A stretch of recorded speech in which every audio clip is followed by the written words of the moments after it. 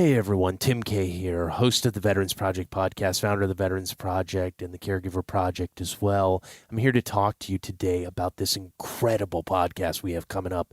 It's a two-part series on a legend of the Marine Special Operations community who just so happened to be the first Black Marine Recon officer as well, Major James Capers Jr.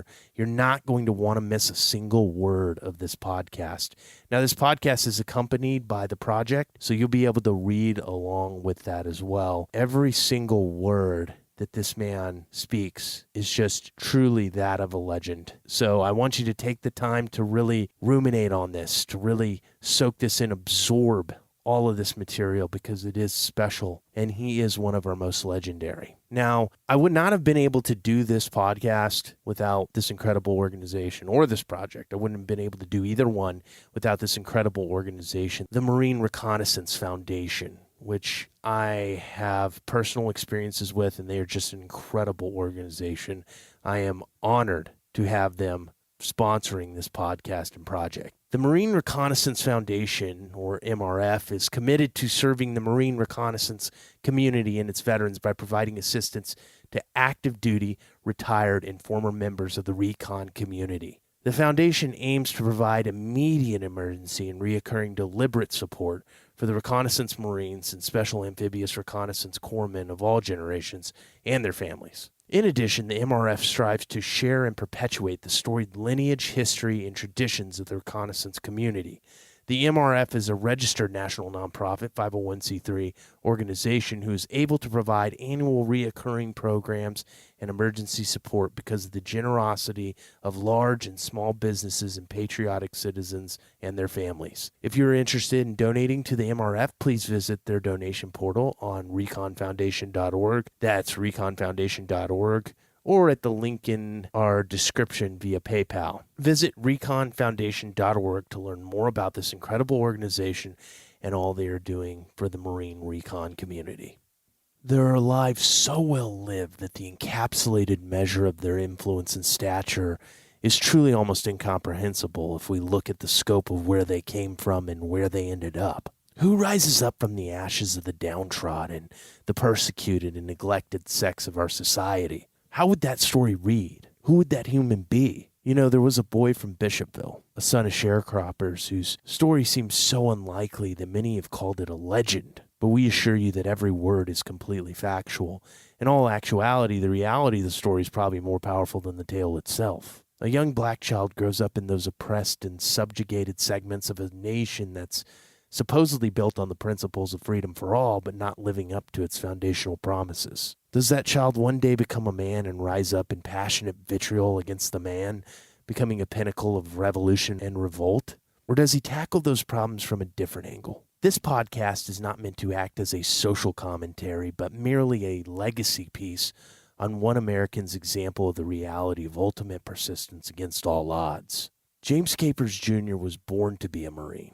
In fact, in a 2011 speech, General Paul Lefebvre referred to him as the father of Marine Special Operations as he was inducted into the Commando Hall of Honor at MacDill Air Force Base. His courageous actions that day in Vietnam, which are once again under review for the Congressional Medal of Honor, are simply a microcosmic example of his entire life. You know, they are also indicative of a man who showed up as the prototype of what it truly means to be a special operations warrior. He has constantly lived with a heart of pure purpose, incessantly persevering through every single life obstacle, whether systemic or constructed by those around him to hinder his meteoric rise to the ranks of the United States Marine Corps. Where some may have seen a closed door as a roadblock, Major Capers voraciously kicked those doors down in pursuit of something greater than himself. Although the Major has been robbed by the Marine Corps time and time again in his quest for our nation's highest military honor, we all know the reality of the matter and the man. We know that this Marine has been one of our elite examples of what it truly means to be a Marine. And we are all better as a nation for him having lived to serve. Every impeded step towards success that Major Capers took in a construct built-in expectancy of his failure was a step forward in the advancement of freedom for all of us. You've already said enough, though. Here he is, with an education on overcoming Major James Capers Jr. The Veterans Project is a comprehensive essay capturing the legacies of our warfighters, caregivers, and civilians who have stepped forward in defense of our patriotic principles in an effort to capture their stories and to never forget the staggering sacrifices of our nation's finest. This is the Veterans Project podcast, where our legacies are the mission. Here's your host, Tim Kay. So you mentioned that those demons kind of found a way home and you were struggling with some of that stuff and you weren't able to finish that degree. Those times in Vietnam were still bothering you, weren't they? Yeah. And what was that like for you? I started back at the University of Maryland, but I was kind of torn between the new academic world and the world I left behind.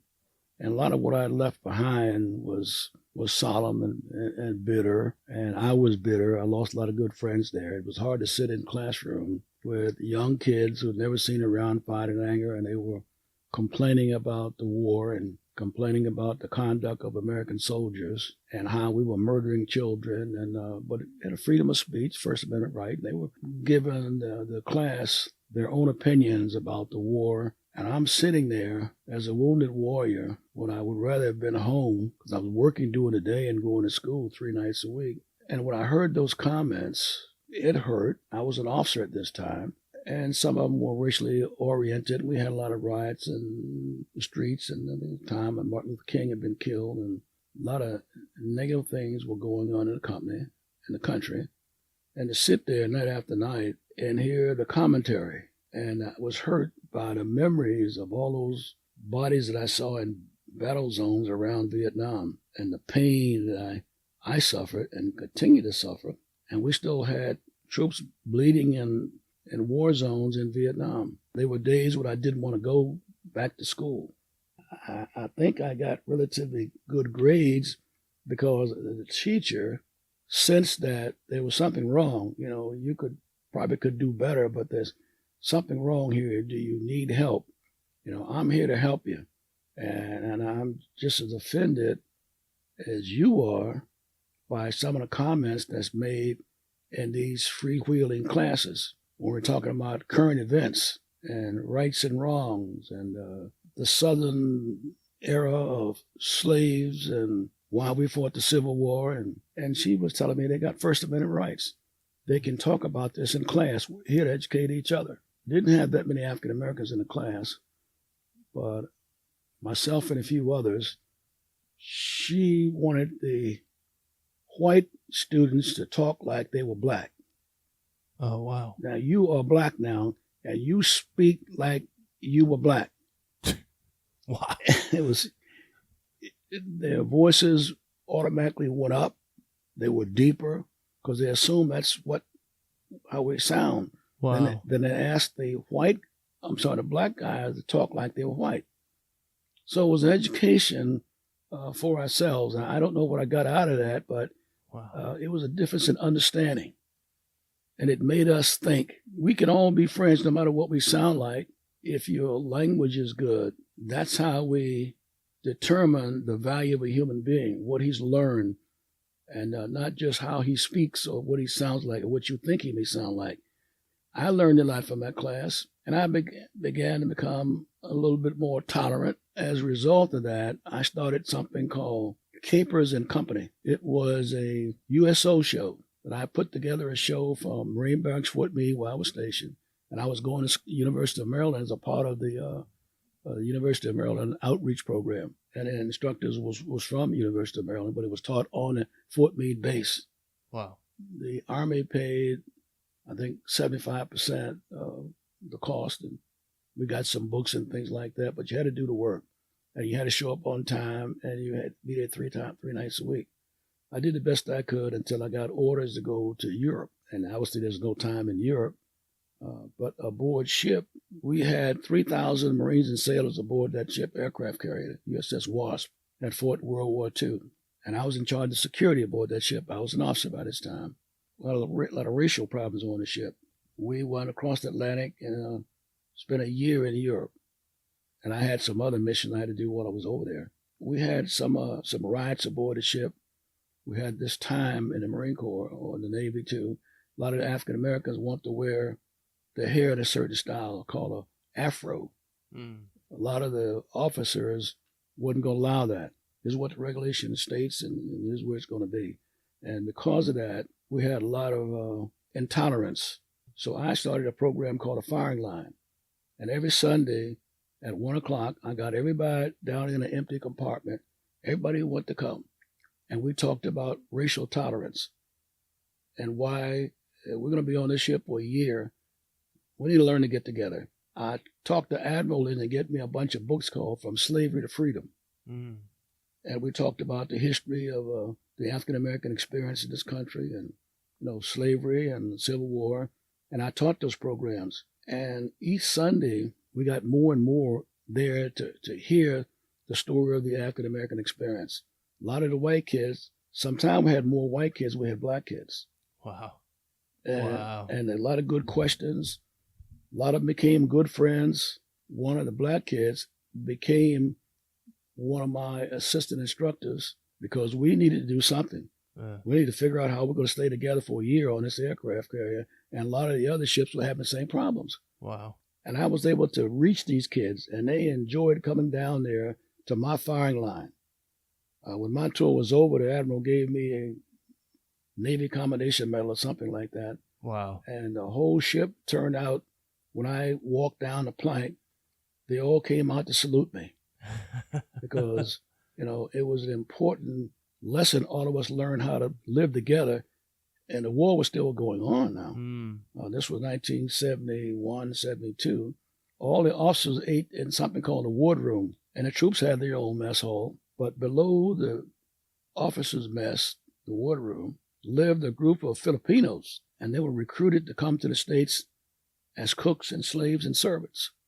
They signed a contract, didn't have to do the Navy thing. They would just prepare food for the officers, and they lived below the mess deck. And one afternoon, a young Filipino kid was in there, and he dropped a plate. And one lieutenant, who was one of our pilots, worst thing he'd ever seen. And he called the Filipino a disparaging word. Mm. And he went over and grabbed this kid, and of course the kid's shaking. What are you doing? This is the officer's mess. And I went over, whoa, you don't treat this guy like that. He made a mistake. You'll clean it up.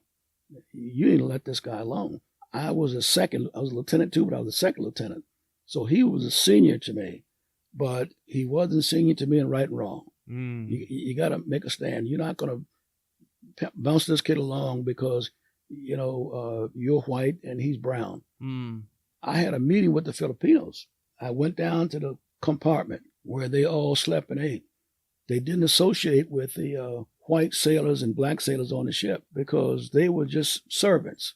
And a lot of them didn't speak English. And so I went down there and I spent the evening with them. And Wow. I talked to them and I made an apology to them for what this white officer had said. And I said, I'm sorry for what happened.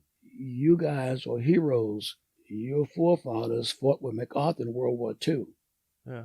When MacArthur come back to the Philippines, he came back because he had fell in love with the Filipino people. Yeah.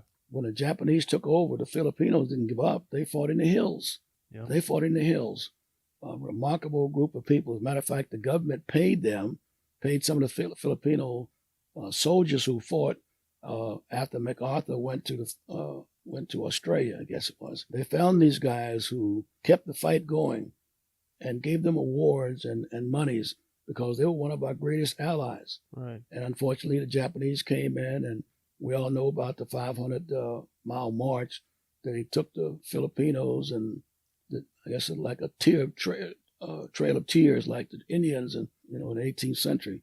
Yeah. They didn't surrender, but when MacArthur left General Stilwell in charge, then eventually they had to surrender because they had nothing to fight with. MacArthur said he's going to return, and he did come back. He fought after MacArthur went to Australia, I guess it was. They found these guys who kept the fight going and gave them awards and monies because they were one of our greatest allies. Right. And unfortunately, the Japanese came in, and we all know about the 500-mile march that he took the Filipinos, and I guess it's like a trail of tears, like the Indians in the 18th century. Yeah. They didn't surrender, but when MacArthur left I think it was Stilwell in charge, then eventually they had to surrender because they had nothing to fight with. MacArthur said he's going to return, and he did come back. But a lot of the soldiers were captured by the Japanese. It was a tragedy when they liberated the POWs camp. They saw how brutal the Japanese people could be. But I did a project on a Bataan Death March veteran. Oh, really? A guy who'd been in the camp. Okay. Yeah, so he was able to tell me about his brother dying in his arms, starving to death. Yeah. Seen some horrible things in 3.5 Very true years. Stories. Yeah, but those days are in the past. And, well, that's what I was telling those young Filipino cooks and bakers there, that you got a glorious past. Yeah. And then shortly after that, they had a big volcano erupt. And these people who in our Navy now did not hear about their families. They didn't get any word on whether they lived or died. And when I went down there to talk to them, they asked me if I could find out about their families. Don't know who I went to. And they said, well, you got to go through the Red Cross. Well, let's do that. And because of that, we started getting information or letters in about their families, but I think they were grateful for the attempt. They were sending money back to the Philippines, to help their families out. Right. They were sending half their pay, pretty much like I did when I joined the Marines. I was sending half my pay back to my folks. Wow. I did that until I got married. Right. 3 years later. Wow. You talked a little bit about an initiative you had called the Capers. Yeah. Thank you for reminding me. Yes. It was the we got to help each other out here. Yeah. Army and Marines working together. Yeah, that's good. We do that good. Yes, sir. Except when I was a second lieutenant, and they gave me a hard time. Can never forget that. No. It was the Green Berets, right? Yeah, they always give me a hard time. I go from a senior staff sergeant to a brown bar. They just wanted to recognize your new status. Yeah, they just give me a hard time. Here comes the rookie, But you can't spell lost without LT. They gave me a hard time, but they took care of me, though. Yeah, they really cared about you. It was teasing from caring. Yeah, they used to give me jungle utilities because we went through a lot of that stuff there, and tore up in the jungles, and right.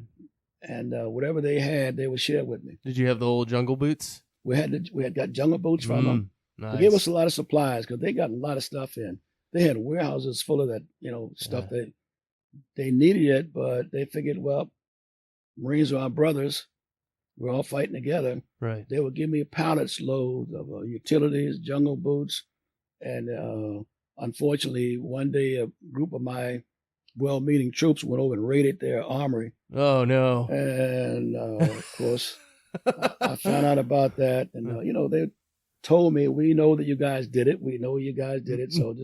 So I got the weapons and took them back to the Special Forces, the Green Berets, and they had a group of people called Montagnards. Oh yeah, the indigenous tribal people. Yeah, Montagnards. I have one of those bracelets that one of my buddies really? gave me. Okay. Yeah, from the Montagnards. They had a reunion in North Carolina at Bragg. A lot of them lived in that area. Right. They gave me one of their bracelets since I had done a story on a Green Beret who'd worked with them. Well, I knew those guys pretty well, and they would run patrols against the North Vietnamese and the Viet Cong. They were good soldiers, and the Green Berets would equip them and give them basic training and things of that nature.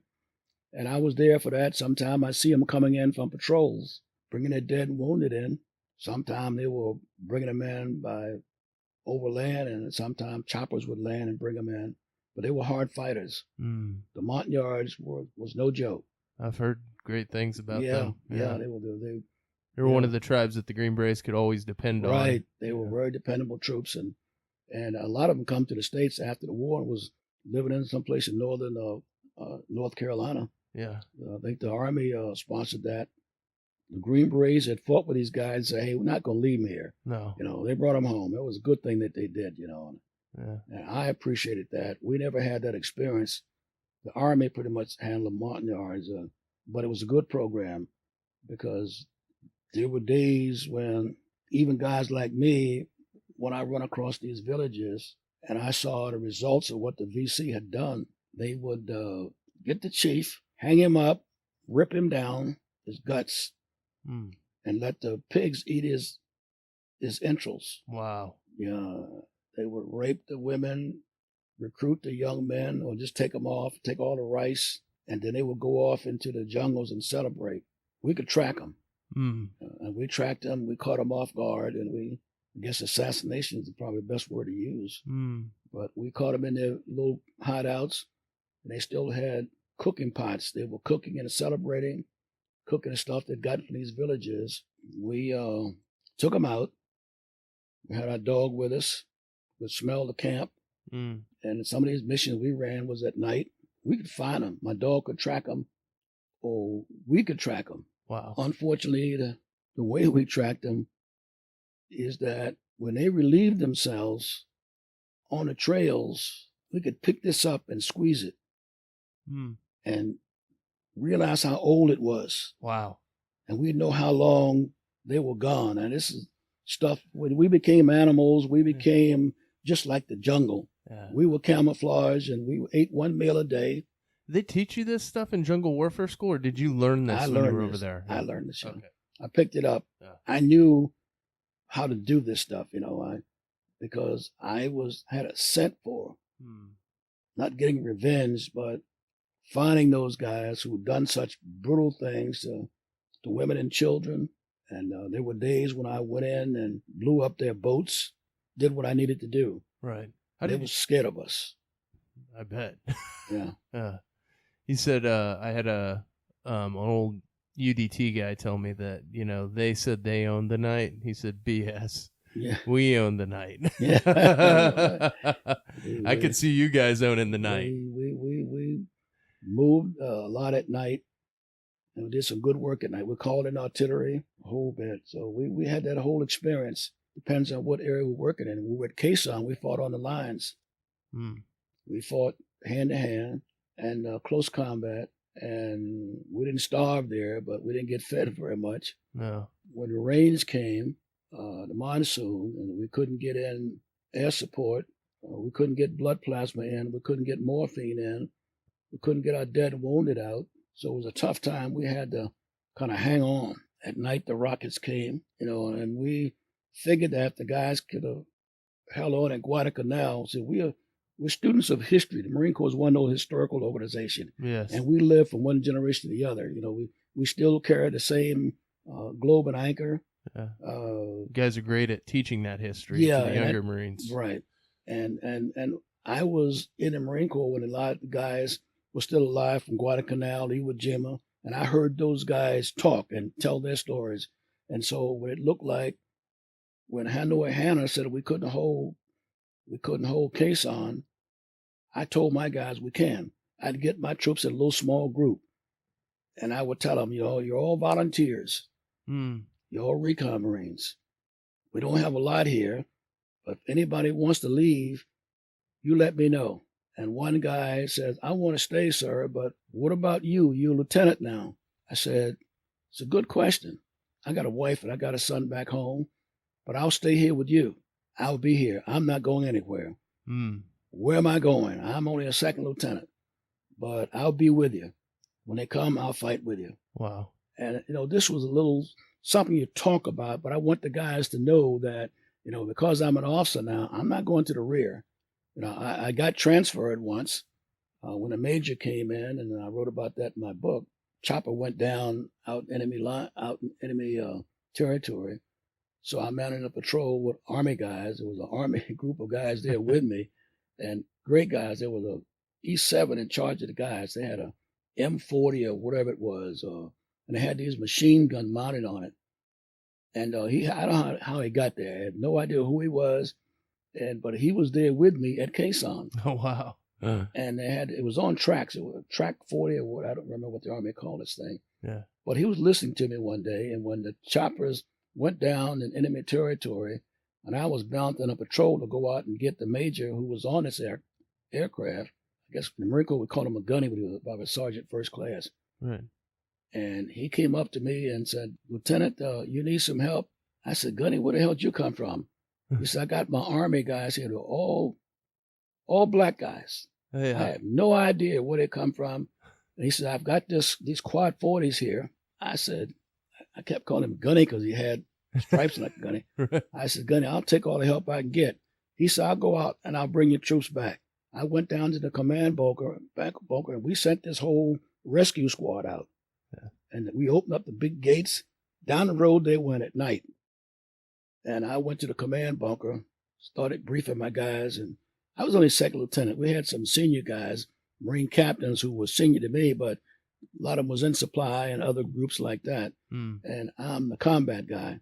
And my guys were fighting outside the gates, fighting on the lines. And so I took over the radio and let my team know that, where to go and this and that. They had radios with them. And the Gunny had his Army guys out there, about 10 of them, loaded on this Track 40 or whatever this thing was. Nice looking vehicle. But they went down the road and come back with the major and all of his troops. Wow. Come riding into the base there. We slammed the gates closed. Major came over to me and thanked me for the rescue. We put his troops. I thanked the Army guys, Yeah. So you're Marines now, So, yeah, I always wanted to be a Marine. So you always want to be a Marine. So that's one of the greatest commendations you can give us, right? Adopt us into the Marine Corps. Really, that's what you always do. You helped us out tonight. You're Marines tonight. And I put them over with my guys. They had a few beers there in the caisson. I don't know where they got it from. Probably stole it from somewhere. They had a village out in town there where the Army Special Forces had it, Langvay. Okay. Yeah, Langvay is another story. They lost that base, unfortunately. Oh, wow. Go overran. Jeez. Did a great story. They did a documentary on Langvay. Wow. Those guys, Lieutenant Duffy was there. I knew him. He got killed. Special Forces guy, young guy. Wow. But, they fought to the last. Wow. Fought to the last. They weren't too far from Quezon. And I had gone to Langvay, to talk to Duffy and those guys down there. I don't know if Duffy was still there or not. But at any rate, the major asked me, who the hell are you? And I said, I'm Lieutenant Caper, sir. He said, where'd you come from? I said, well, I come from the States with 3rd Force Recon. This was in 67 now. This was in March of 67. And he said, I never heard of you. I said, yes, sir. I was a staff sergeant and I got a commission. The CO of my detachment had taken leave at that time for some reason. I don't know the details on that. But he didn't turn out very well. But I was in charge there, and I brought the major in, put him in to where the captain's quarters was, and I had a little hooch over not too far from that. But he called me in, and he was there to make an assessment to see if we thought Quezon could hold, because the news they was getting wasn't very good. The NVA was closing in. We had a stranglehold on us, and the weather was bad, and so he was making his trip to see whether we ought to try to get out of there. I tell them, sir, Marines don't evacuate, just not what we're thinking. It's one thing Marines aren't very good at, evacuating. He said, what the hell were you thinking? I said, well, if we got some supplies in, we can hold this base. Yeah. He said, how the hell are you going to hold it? You got 2 divisions, you're surrounded, and the weather is bad. If you got supplies in, Lieutenant, how the hell are you going to hold this base? So we'll figure out a way. We'll figure out a way. And then we talked that night, and he thanked me for the rescue. I went back to my hooch, and he called me back over. And he said, sit down, Lieutenant. I said, I'm okay. I prefer to stand. He said, sit down, Lieutenant. So I sat down. He said, I've been back and radioed back to Dong Ha, my headquarters, and we're pulling you out. I want you to be prepared to evacuate this base tomorrow when I pull my troops out. We're going back to Dong Ha. And I want you to be prepared to go with you. I said, Major, are you pulling the detachment out? He said, no, I'm pulling you out. You're going to go back and be at Dong Ha. And he'd asked me, well, how long had you been with the company? I said, I came over with him in 66 as a staff sergeant, but I got a commission. I'm here to the duration. He said, your duration ends tomorrow. You're going back to Dong Ha with me, and you're going to be my S4 supply or something. There's nothing wrong with that, but one of those jobs you never wanted to do. No. I wasn't leaving Quezon, man. And I told him, yes, sir. And I left, went back. Yerman come over, sat down on my rack, and he said, let me tell you what happened. So I bet you got relieved. So how'd you know that? He said, well, it's about that time. We thought that once you got a commission, they're going to pull you out, because usually officers only spend 6 months in the field. They give you 6 months, they pull you out and give you another job. And that wasn't my deal. When I became an officer, that wasn't my deal. Mm. I was there to command my troops. When O'Donnell got killed and everything else went bad, I was there to bring as many of my guys home. So I told Yerman, don't worry about me, I'll be okay. The next morning, when the C-130 came in, I walked up to the airstrip there at at Quezon, with the major. He had all his guys ready to go. I'm standing there with the major. His guys are getting on. He said, Lieutenant, where's your gear? I said, sir, I don't have any gear. He said, well, you need to carry your gear to Dong Ha. There's still a war going on, as if I didn't know that. And I said, sir, I'm not going to Dong Ha. He said, I gave you a direct order to be ready to go to Dong Ha. Now you go get your gear and get on this aircraft. I said, Major, I'm not going. When you evacuate my troops, then I'll go. I don't go without my troops. He said, damn it, Lieutenant, can't you see what's going on out there? You're not going to survive this. In my opinion, I don't think Quezon can hold on to it. I'm giving you a chance to live. You take my hand, just take my hand and get on this helicopter or this aircraft. I'll send back and get your gear. I saluted him, turned around and walked away. Wow. Walked away. I see what you were saying about not winning popularity contests. No. No.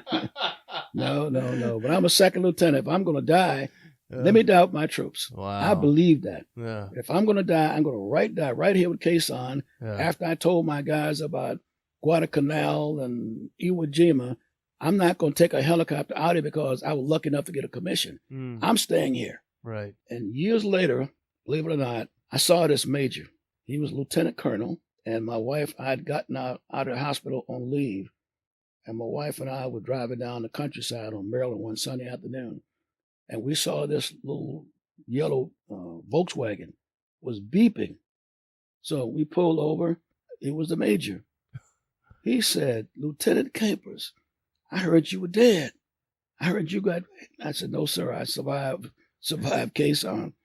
And he said, so good to see you. He said, I live a few miles down the road. Why don't you come down and meet my wife and my daughter? So we drove down. He entertained us, and he told stories about him threatening to court-martial me for not getting on this C-130. Wow. And Dottie was sitting there listening, and he says, I don't see how in the hell they survived it. But it wasn't quite as bad as it was next year in 68. See, this was 67. And they really hit him hard in 68, but I was home in the hospital in 68. The major, I guess, colonel at that time, started telling the story about how he ordered me to leave and I wouldn't leave. My wife was looking at me because I wrote all those letters to say, I'll do what I can to come home and, I'm going to survive and I love you and nothing in the world is going to stop me from coming home. But yet he's telling her that I had a chance to leave and wouldn't leave.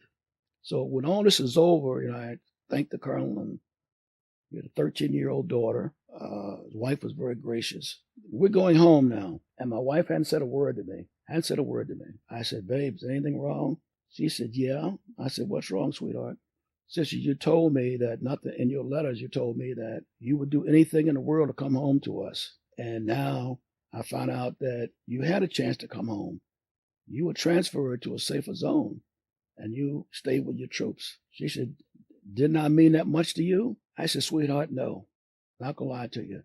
You didn't mean that much to me. And World War III started. Oh, no. She said, you were lying to me in all those letters. I said, no, I wasn't lying. I love you. But at that time, I was doing the right thing. I couldn't leave my men. I promised them. She said, but you promised us too. We stood before Reverend Jesse, who was the guy who married us. Mm. And now I find out that you didn't have to get wounded. You chose to. Mm. I said, yes, I did, sweetheart. I chose because I couldn't live with myself. And I don't think you could live with me. If I had left Quezon and all my team was wounded. So Team Broadmounted is special. And they deserve to have a good leader. And I stayed with them because I couldn't leave them. Yeah. And eventually, because of my PTSD and a lot of things, we decided to get a divorce. Wow. But she took me back. Yeah. When I come home from Europe, I apologized to her. We had a child home with special needs, and I couldn't leave my son. So I called her from Scotland somewhere. We'd gone in, I bought a bunch of Scottish whiskey, brought it home. Didn't drink it, gave it away. But I told Dottie I was sorry. I always loved her. I told her that I had requested orders to go to Hawaii, and I asked her would she go with me. She said, I'll go with you anywhere on this earth. I never stopped loving you. I was angry with you, but I never stopped loving you. And we got to Hawaii. I spent 2 days there as the director of the military school there. Then when the president came, things went bad, and I got relieved of duty and sent home after 2 years, and I got home on Christmas Eve, 1972. Lived in a hotel. But after all of the bad things that happened, she wouldn't leave me. We got to Hawaii, and they threatened to kill her and my son. And that's when I got relieved. They sent me home because they thought had I gotten killed, it would have been a racial thing. Wow. Is a threat coming down on your life because of race? Yeah. Wow. And I was a captain at that time. The colonel ordered me to get my wife ready. He was going to have a plane come pick her up and take her to another island. And I said, sir, I don't think she'd want to go. So I went home and told Dottie, I said, hey, sweetheart, listen, there's a lot of things happening which I can't really explain myself. But, the president was here. A lot of things happened in conjunction with that. She knew some of the Secret Service guys because they used to come to my house to meet my wife and my baby. Yeah. When I went and told her, the general would like for you to go to safety because it would be a threat to you. And she said, sweetheart, when we decided to get a divorce way back when, I didn't know if I'd ever see you again. And when we come back together, we decided we were going to be together until our dying day. Just, I'm not going anywhere. Wow. It was one of the bravest things I'd ever heard. She said, they come for us. We're going to be here together. I'm not leaving. Wow. I'm not leaving you. Wow. And I went back and told my general, said my wife won't leave. The Colonel Shuford was the chief of staff. And I wrote this letter resigning my commission. I said, well, I don't want to insult the Marine Corps, but my wife is not going to leave. And if one hair is harmed off the head of my wife or my child, odds are off. I'll hunt down whoever the perpetrators are, and I'll kill every one of them. And the colonel didn't accept my letter. He put it in his drawer. And he says, I know about that Hong Kong stuff. You can't talk to me this way. I'm your commanding general. I said, I just resigned. And we went through this thing, and the Colonel Shuford came and got me and took me out to the water fountain to calm me down. And they decided that if Dottie wasn't going to leave, they better protect us. So they had Secret Service living in my house. Wow. With me. Wow. And they had cars parked along my street. And when my wife took my son to school, they had a car in front of her and a car behind her. Wow.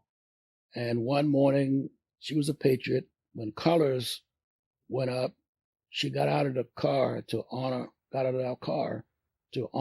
colors. And all of the Secret Service guys, which was following her, when she got out of the car, they all rushed the car to see if anything was wrong. Wow. It was a lot of craziness. And one night, a cat got into my trash can, and all of these guys come running up to my house with guns drawn. And the guys inside had guns drawn. I had come out and said, whoa, fellas, it's all right. The cat got the trash can. We had orders to protect you. You okay? Yes, we're okay. But eventually I took the orders home to Quantico. We stayed together until she closed her eyes at 2:21 in the afternoon on June 28th, 2009. I took a wedding ring off, put it in my pocket. I kissed her goodbye. Wow. And I told her I'd see her in heaven. Yeah. But back to which I never got around to. Yeah, the capers. Patients in Bethesda. And so I had got to know them all. I was an officer, and when I was able to get my wheelchair, I'd wheel to all of the wards, and I sit there with them at night and hold their hands, and I could hear them saying, incoming. These are young guys, and a lot of them had lost legs and arms, and they had no parents there, nobody there, so I'd wheel from rack to rack. And I sit there with them, and it's going to be okay, And I, as long as I could, and I'd go from rack to rack in my wheelchair. And I would talk to them and tell them it's going to be okay. I'm Lieutenant Capes from Recon. You're Recon? Yeah, I'm Recon. I got you. You're going to be okay. And then when I got out, I formed this group called Capers and Company. I did get around to it. Capers and Company, and we recruited all these entertainers, Army guys at 11th Cavalry at Fort Meade, Maryland, which is an Army base. And they agreed to help me form this USO group. I had some young ladies who could sing and groups and guys who could dance and all of that. And the Army gave us an old service club, and we used to practice in it. It gave me 2 old buses. Marine Corps didn't have anything to give me, but the Army gave me a lot of stuff. They gave me a lot of stuff. The Army was always giving you equipment. I'm telling you, I have a lot of good memories about the Army. Yeah. And it gave me a service club that we could practice in, and then we would go and do these shows. And we went to Bethesda. All of my groups had gotten together. We had the Marine Corps band there. We had some Army. Well, a lot of the Army guys were performers. They were singers and dancers, and they just caught on to this idea. We had 50 people in Capers and Company. And my wife was the first lady, and she'd help the young ladies. And I was out there, being an MC. Wow. I sang. Oh, yeah. I didn't know you sang. Oh, yeah. Well, I heard you singing a little earlier with the Irish thing. Oh, yeah, no. I was out there. There was a master of ceremonies, and we had a lot of different groups out there. I would say something is the 5th Marines here, and 5th Marines, 3rd Marines out there. And I would try to say something funny. Then I would bring my singers and dancers out, some pretty girls, and boy, the guys would love that. One young man was they brought him down to see the show. He was a double amputee, and he was on this gurney, this rack. Wow. And when they played the Star Spangled Banner, and they played the Marine Corps hymn, and he tried to stand up, forgot he had no legs, and he almost fell off the gurney, and everybody reached for him. Wanted to dry in a place. Wow. It was hard for me to MC that show. The troops loved it. I went back again. It was so successful. We went to Walter Reed for the soldiers. And Wow. then we had so many shows, the prisons called us. We went into Jessup Cut Prison in Maryland. Wow. We did the whole show out there. But the funny thing about that, my wife had the ladies on another bus, and I took some of the singers with me on one bus, 2 old Army buses that they gave to us. So I got there first. My wife's bus broke down. Oh. So she called and said, "Sweetheart, I can't make it. The bus broke down." She said, "You have to start the show." So I took whatever singers and dancers I had. I couldn't say much funny about the prison, but this was a maximum security prison. Oh, wow. So they had let the warden had let the guys come out for a certain period of time. But he said, "Now you can't keep these guys out too long. Got to put them back in their cells." Yeah. Took them out of their cells and brought them down there, and I got them all there. So I was trying to stall the guys. I started singing. Oh man, I sang a couple of songs, and then the guys started saying, "Hey, where's the girls?" And I sang another song. This sounds tougher than any recon well, mission. I'm telling you, I was looking back and saying, "Hey, my wife showed up yet?" And Wow. it was amazing. And finally, I was never so glad to see her in my life. She come rolling in, Yeah. and they start getting everything set up, and all the guys, hey. Great show. Wow. Great show. As a matter of fact, a couple of the prisoners, when they got out, they come and see me. As a matter of fact, Wow. one of the guys from Bethesda, I was in my office at Fort Meade, Maryland, come out of the office and walk into the parking lot, and he was out there standing at parade rest. And I said, "Can I help you?" He said, "I'm waiting for Lieutenant Capers." I said, "I'm Lieutenant Capers." He said, "Yes, sir, I know." So I just got discharged from the hospital, and I was one of the patients that you brought the show in to see. Wow. And I'm on my way home now, much better now, and I wanted to thank you. I want to wait until you come out. I was almost in tears. Wow. I said, "Son, you didn't have to wait for me. I never forget you guys. So I just want you to know that we all appreciate what you did." So I'm on my way home now. He gave me a good handshake and thanked me again. And he gave me a salute, went off. The Capers and Company, we did so much good work. We played wherever we could play. Whenever you wanted a band, we played patriotic songs. There was that era, in spite of the war, we wanted to cheer these guys up.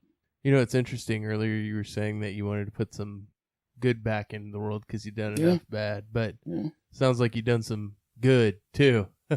And with your wife. Yeah, I was being haunted Yeah. a little bit by the demons. They came home, but I was my wife and I were healing together. Did you feel like that healed a lot of your marriage? Yeah, You guys doing that together? I think so. Yeah. My son was blind and special needs. He went to the Maryland School for the blind. He was a resident student, and he only came home on weekends. He spent the whole week out there. He learned to live by himself, to make his bed up. He had tutors there. He learned to read Braille, learned to play music. She and I had to find something for us to do.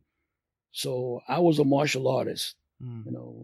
I was a 3rd-degree black belt in karate and all this other stuff. It was something for me to do. Yeah. I can't hardly move my legs these days, but I could do all these great things, recuperating from the hospital, learning all over again. So the Army used to bring their clothes in, and she would sew their patches on for them, sew their uniforms for them. The Army gave her those sewing machines, and they would come over and sit, and she would talk with them. These were young guys, and she became the mother of everybody. And they all loved her. They gave us something. I was teaching martial arts. They gave me some old mats, and I was putting them all through the katas and martial arts stuff, bouncing the kids around. It helped me get back in shape. And a lot of the guys I taught, they went on and became very good at it. But Dottie and I sat there at night and worked with those guys, and we were putting our lives back together. And we were also showing other military people, you can keep your marriage together, but you've got to give in spite of hardships. And we had some hardships. Yeah. Raised a child who died in my arms. He died of appendicitis in a naval hospital. Died in my arms. I couldn't save him. And that's when the demons come home. I felt guilty because I couldn't save him, just like I felt guilty when my wife died of cancer. I was torn. Some anger came back. I knew I wasn't a bad person, but I want to kill those who were responsible for killing my child. I prayed. I was holding my son. I asked God to take me, but don't take my only child. And my son closed his eyes, and God took him home. I used to wonder about that because he was our only child. And I used to wonder if something happens to mom and dad, who would take care of our son? Would he ever be cold? Would he ever be hungry? Brutalized in this cold world? But when I prayed and asked who would take care of my child, God said, hush your mouth. Hush your mouth. I'll take care of your son. I am God. And when my child died, he was in my arms. He'll never be cold. He'll never be hungry. He's there now with his mother. They're together. Yeah. Mom and her son, and dad will join them eventually. Yeah. But I don't have to worry about my wife having cancer now. I don't have to worry about those morphine machines. I don't have to worry about those painful nights because God has cured her, just like he's given my son sight. He can play basketball now, whatever he wants to do. Yeah. And one day he'll call me home. Yeah. One day he'll call me home. But now my mission is to do some good on this earth while he's giving me some time. Yeah, absolutely. We're the only ones left with that pain. Yeah, yeah, true. They're pain-free. Very true. What was the situation like? I ask a lot of the Vietnam guys this, obviously, but what was the situation like for you when you came back as far as the nation and the feeling in our country? What was that like for you? Well, the nation was kind to me because I demanded it, but there were people who just stepped up for no reason, except they knew what was right, what was wrong. As a commanding officer of Recon, Secretary of the Navy called me to the Pentagon to talk to me. And I left the Secretary's office, and the general who was escorting me, I went to, I'm not sure, it was the Officers Club at Fort Belvoir. When I went in there, the maitre d' stopped me and said, you have to have a tie on. I need to see your ID card. And there were people going in with no ties on, and they didn't check the ID cards. I guess because I was African American. Yeah. That he just wanted to make sure I was an officer. And I told him I was not aware that you needed a tie to get in. And one gentleman just to the left of me took off his tie and took it up and threw it at the maitre d'. This man says he's a Marine officer. I believe he's a Marine officer. If he doesn't have a tie, you take mine.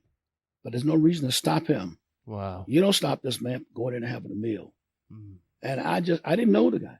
Wow. But that was just humanity, Yeah. being humanity. Right. So I went through those type of things. I wanted to prove that I was an officer. As a matter of fact, before I went to see the Secretary of the Navy, I went to headquarters Marine Corps to pick up a brigadier general who was going to drive me over there to the Pentagon. I never spent much time at the Pentagon. Matter of fact, I'd never been there, but I never spent much time at headquarters Marine Corps. But I had my executive officer with me, who came with me, and we were in the general's office waiting for his arrival. And my executive officer was standing over to my left. I was standing in full uniform at the door, waiting for him to come in and present myself. The general walked in, walked by me, and walked over to my executive officer, who was a captain with captain's bars on, and said, "Hello, Major Capers. It's good to have you back in the country. I heard about the good work you've been doing." Now, this is the white guy, my executive officer. I'm a major black guy. He didn't process that. He walked by me, assuming that the white guy was in command. Wow. And then when my captain told him, "Sir, that's Major Capers there, you just walked by," he looked over and said, "Oh, so you're the famous Major Capers. It's so good to have you in D.C. I've heard so much." I said, "Sir, we have to go." I didn't really care to talk to him. Yeah. Didn't really care to talk to him. Said, we need to move. He said, "Oh, well, I'm so sorry I didn't recognize you. I've been busy all day. I didn't want to hear it then." Yeah. I was angry, but I needed to control myself. Right. This guy has insulted me. After all the blood I'd lost for this country, he put us in a blacked out limousine, took me to the Pentagon, and the Secretary of the Navy, they took me in. He was so kind, very nice young man. And, "Oh, you're Major Capers. I'm so glad you could find time to come and see me." And he asked me to sit down, and he told his aide to give the major, I had my XO with me too, to give the major a cup of coffee. He said, "I need to make my report." And I assume he was going to talk to the president, because he wanted all of us to be able to do what the Israelis did when they raided Entebbe. Okay. The Marines had our special ops group, the Navy SEALs, everybody had their special ops group. But we were top of the list. But I'd been around 20 years. Yeah. And he chose me to go first. Whatever we needed to have done, I want you to be ready to go and get it done. Wow. And I said something bravado, "There's nothing we can't do, sir," or something like that. So, "Oh, I like the way you sound." And we spent the afternoon together, and he told me about some things around the world he wanted me to prepare for. We still had the SEALs coming along, but they had some problems early on.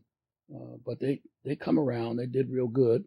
And so did the Deltas. The Deltas, the guys that went into this thing. And after I retired, the Deltas went into Iran and had a little issue there. Right. Lost an aircraft, and they didn't make the final trip. Yeah. A lot of stories. I knew a lot of those guys. I knew a lot of the Delta guys. A lot of them would come to me for advice and counsel.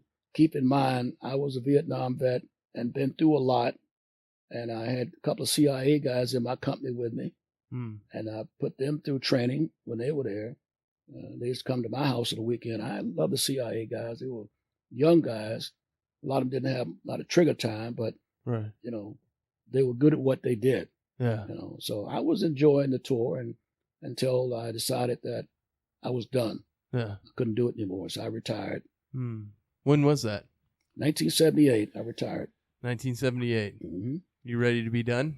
To be finished? No? No, I came home one day and my wife was crying and my son had been bullied. They spit on him. He wasn't hurt bad, but he depended on Dad. And I wasn't there to protect him. And at the time, I was told I was going to be deep selected for lieutenant colonel. But I didn't have a lot of time as an officer, 10 years as an enlisted man. So I didn't have enough time as an officer. So they were going to give me a deep selection. But they wanted me to go to Okinawa for 2 years. Then they're going to make me a lieutenant colonel. And I said, "No, I can't do this. I can't leave my wife and son again." And they said, "Well, you're going to be one of our bright stars and you'll probably get a regiment one day." And I said, "I appreciate that, but I can't leave my wife and my son." I never left them again until he died in my arms. Wow. I had all those years with him. I couldn't do it anymore. Yeah. All of us carried weapons, though, because could be called out any minute. We were on alert. Right. Right there, I stopped for the red light. Was waiting for it to turn green because I was going to turn right and go right to that school. And don't know what I've done when I've got there, but I was angry.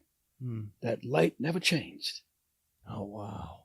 It never went green. Wow. Right there. Wow. I looked at it and I waited and I waited and never turned green. I turned around and went back home.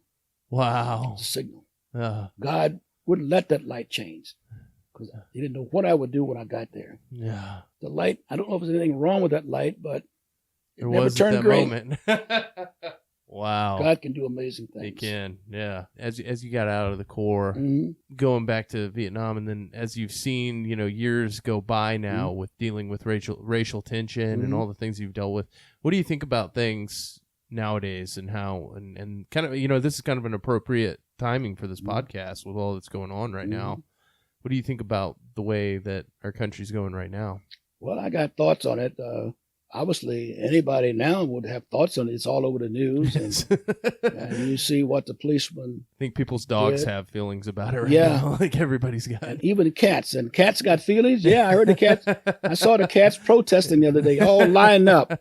They were all in line. Every neighborhood cat was Even together. they're protesting. They were, all of us American citizens have thoughts about this. It's a tragic situation, not only for the young man who died, but for the country who now suffers because of that, and for the policeman who committed this act. I hope he has some grievances. I hope he has thinking about it in retrospect.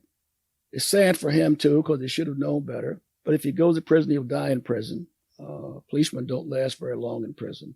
Right. I was talking to a friend the other night, asked me the same thing. Yeah. I don't have mixed feelings, but I know what my father said when we had riots in Baltimore. He said, you never should break into any of those businesses. You never take anything there that don't belong to you. When welfare come along, my father would, when he got laid off from his job, he wouldn't accept what we call welfare.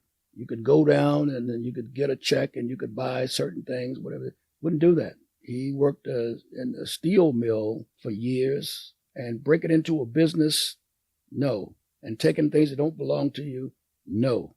I saw those kids the other night breaking into a very expensive store in Santa Monica. I lived in Santa Monica for a long time after my wife passed.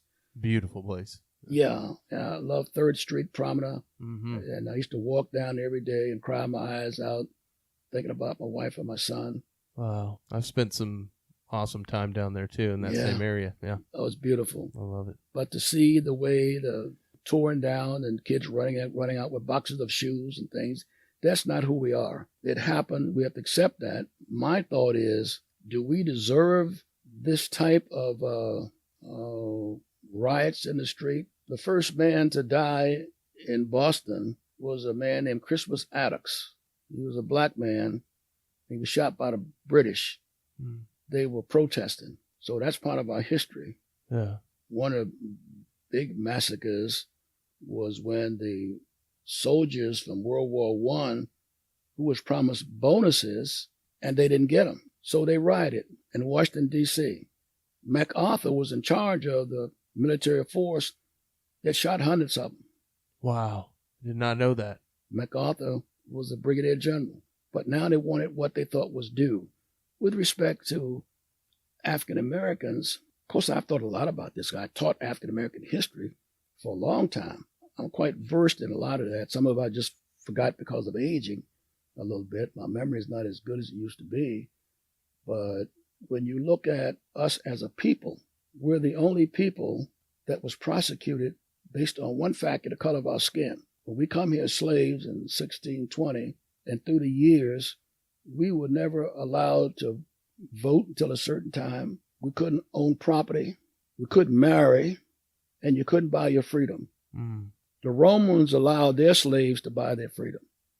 So there's a lot of inconsistencies here when you talk about, slavery and those types of things. And of course, I've studied history and I've watched it grow, and we got more freedoms. And Harriet Tubman was the one who started the Underground Railroad, which I suspect that the folks who got me to Maryland and my father to Maryland probably had something to do with something similar. Because my father had no car, we had no car, we got there some kind of way. Yeah. But after your father had been on the chain gang, right? Yeah. And been in trouble. Yeah. Some kind of way we got reunited. And we were reunited. And when my father died, my mother was still alive. And one day I was there visiting her, and she asked me, "Where's the old man?" He was dead at that time. I said, "Mom, he's gone fishing." She said, "Fishing?" I was just trying to say something to her. I didn't want to tell her that he was gone. Right. She smiled and said, "He's not going to catch anything anyway." And she went back to sleep. Wow. Wow. She closed her eyes, and I buried her, then my brother, both my brothers, my sister, my aunts and uncles.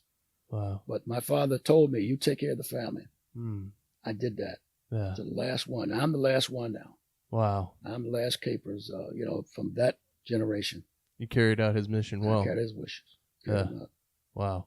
I have no one that, except all of my adopted family. They'll ensure that I get to Arlington. My wife and my son are waiting there for me. I got a place to go. Got some amazing people surrounding you too. Yeah, now. Lots of sons and daughters. They'll make sure I get there. They'll be there with me. Yeah. They'll stand with me. Yes, absolutely. And I know that. What do you want people to, how do you want people to remember Major James Capers? Oh, my Lord. Looks like we're going to have to do another part. Yeah. What do you, I know that's a broad question. I address this question of legacy all the time with this work. When I interview a lot of the actors and important people in the world, how do you want to be remembered? And everybody has a different opinion of how they want to be remembered. Guys like me don't really matter in the great scheme of things. I'll disagree with you, sir, but well, I'm sure you would, but they don't remember a Roman soldier. Or I'm just a soldier that had some luck along the way. I've had a lot of misfortunes. I've heard some nice things said about me. I've heard some not so nice things said about me. A lot of guys like me had mattered since the days of Caesar. Why would the world matter about a guy like me? I come along at this time. There are people who said I don't exist. Wow. Really? The first James Capers Jr. was born and he died. I was the last child to be born in the Capers family. They named me James Capers Jr. I have no birth certificate. Wow. When they researched me, they said there's no record of my being born. Wow. They gave a statement, there is no James Capers Jr. born in 1937. So obviously it begs the question, how did I get a top secret clearance? Because the FBI went to my neighbors and when we were in Baltimore and to verify how old they thought I was, and they gave me a top secret clearance. But I don't have a birth certificate, so therefore there's speculation that something happened to this last child. When I was taken away by whoever took me away, a lot of speculations, a lot of spirituality, that he was brought here for a reason. And when I went back to Bishopville, South Carolina, erecting a statue for me on my birthday of this year, they having a holiday for me, and the governor's coming. I'll be there too. Well, I hope so. I got to photograph it for your project. Yeah. It'll be good. Yeah. The thing is, there's a lot of superstitions in the South that I was destined to come back. And there's something that they waited all those years for me to come home. And I did come home. I had never been back to Bishopville till last year. And maybe I was kept alive to come back home to do something because I shouldn't be here. There's no record of my being born. When I went back, they offered me a home. The whole town turned out and gave me a big hug. They had signs out, "Welcome back, Major Capers," as if they knew I was coming back. Wow. I was happy to be home. I had a feeling when I went there and I spoke for the crowd that night, black and white, sitting together. Now, when back in those days, I couldn't get a drink of water in a white fountain. Wow. And I remember working in the field. So something happened, but I think that God has a hand in this.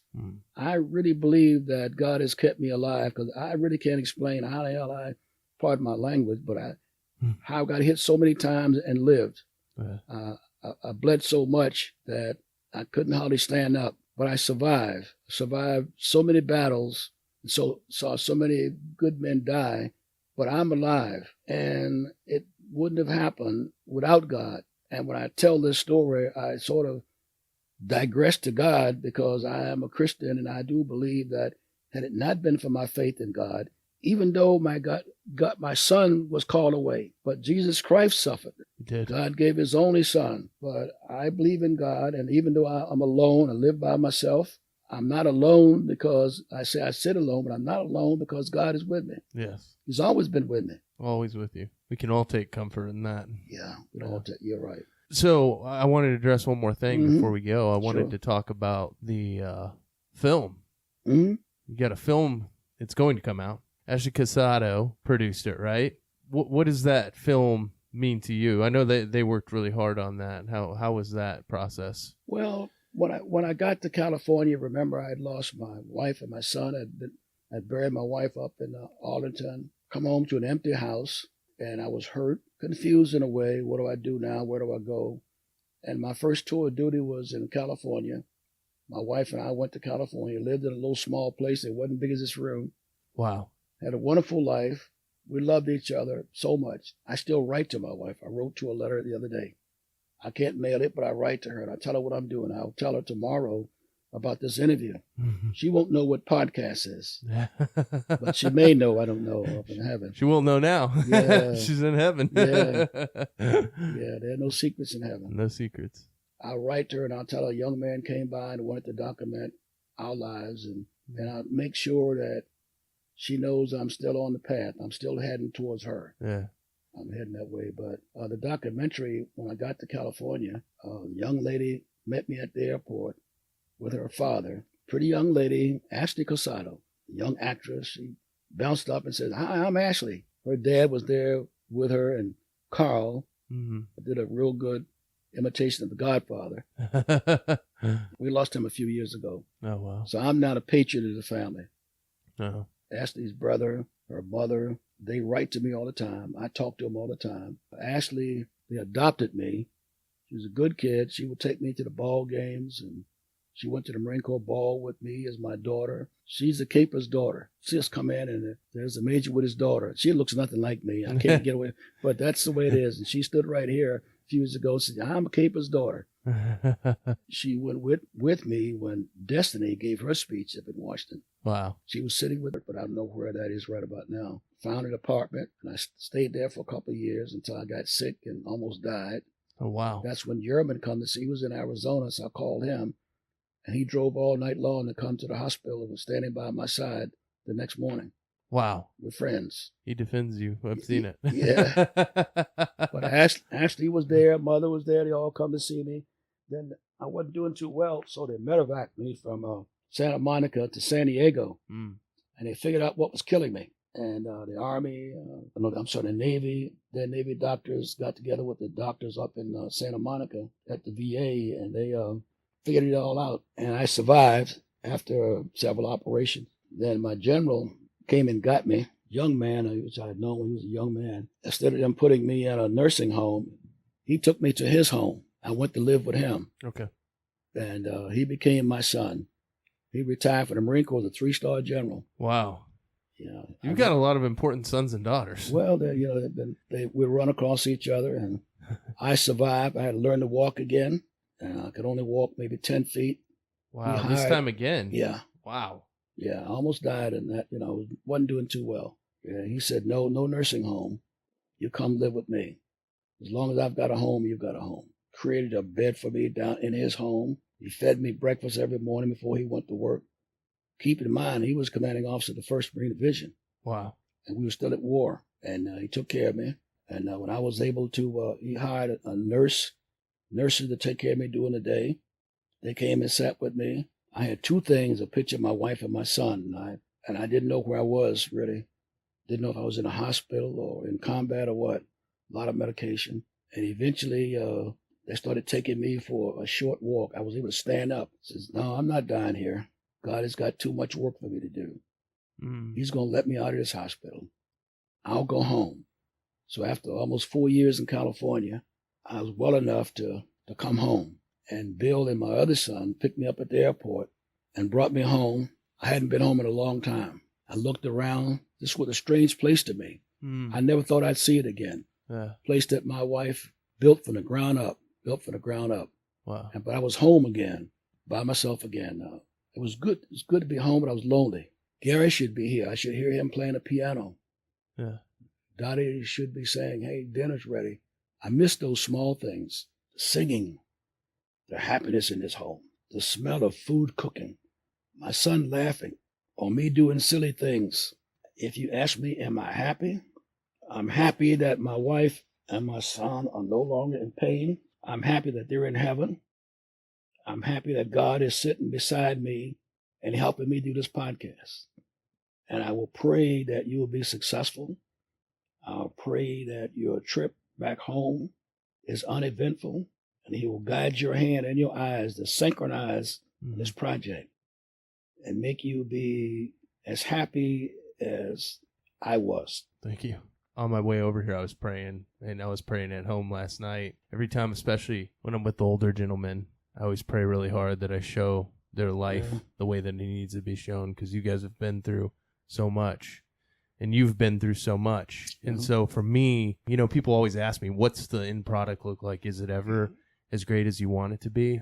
And I say, I pray about it, but it can never be good enough for the sacrifice that those guys made. So I truly believe that every time that one comes out, I'll have, you know, I did one on a Iwo Jima guy, and he made books for his family. He was so proud of it. But I did not feel, I still felt like I could have done better for him. And so I always feel like I can do better, because you guys are so incredible that your life is not, to me, even completely coverable. But it makes sense. God made your life as an individual so special that there's no way to tell that story 100% correctly. So we just do our best job. Well, you've done a good job with me, and I'm happy with your project, and always feel welcome to come see the old man. Like I said, I'm not living by myself because God is here with me. Yes, sir. But you're always welcome here. And well, I now know the coolest guy in North Carolina by far. So, and that says a lot, because I know some great North Carolina, some Green Berets, some MARSOC guys, some Recon, but none as cool as you. Well, thank you so much, son. I appreciate it. It means a lot. Yeah. And I wish you well. And on my way now to working with my foundation. After my son passed away, I started a foundation to help those who are a little less fortunate. Ike, who was here today, he's the CEO of it. We're working to feed, the country's having a hard time now. So we had an opportunity to feed some homeless people recently and prepare some food for them. We gave a donation to the Moffett Point Association. Okay. Now we're going to do a lot of good work. Ashley and her folks in California, they know about the Capers Foundation. As we grow and become more advertised, I think there'll be a lot of people attracted to what we want to do. When the documentary comes out, when they read the book, they'll know that I wasn't such a bad guy. I'm trying to do the right thing. I'm not trying to buy my way into heaven, but I need to see my wife and my son again. And so it takes doing these kind of things. And I wasn't so good person doing the years you were talking about, but I meant well. I served my country. I don't apologize for that. And you shouldn't. We're appreciative. We always say welcome home to the Vietnam guys. Yeah. But to us, you are true heroes. And I was talking about that the other day with the Global War on Terror. Us guys respect you guys so much, and we hate to see the way you were treated, but you truly cleared the path for us to be treated so well, and we're appreciative of that. So well, when I came home, son, we'd gone from Phu Bai to Phu Loc to Da Nang to Japan to Alaska to Virginia. When we got off the plane in Virginia, I understand 4 guys had died on the way home. They weren't my guys. But when they took my stretcher off the aircraft, laid it on the tarmac, it was cold, and I was lying there waiting for a ride to the hospital, and somebody walked out of the darkness and stood over me and pissed on me. Oh, wow. That was my welcome home. Oh, my God. Now, I laid there. I would wait for someone to pick up my stretcher, put me in an ambulance, and an ambulance take me to Bethesda. Demons came home then. I don't know what I expected, but I didn't expect that. I thought I had done a pretty good job. I left a blind child and a young wife at home to go fight for my country that I believed in and loved so much. But now I come home a broken young man, and that was my welcome home. I lay there broken, but not broken in spirit. Well, I just wanted to say, Major Capers, thank you for sharing those stories. Thank you. I appreciate it. For those of you listening, we'll talk plenty about Major Capers Foundation. We're thankful for the work. Most of all, don't forget, our legacies are the mission. This has been the Veterans Project Podcast. with our founder, Tim Kay. Check us out at www.thevetsproject.com, on Instagram at The Veterans Project, Facebook, The Veterans Project, and Twitter at Project_Veteran. Thanks for listening, and don't forget, our legacies are the mission.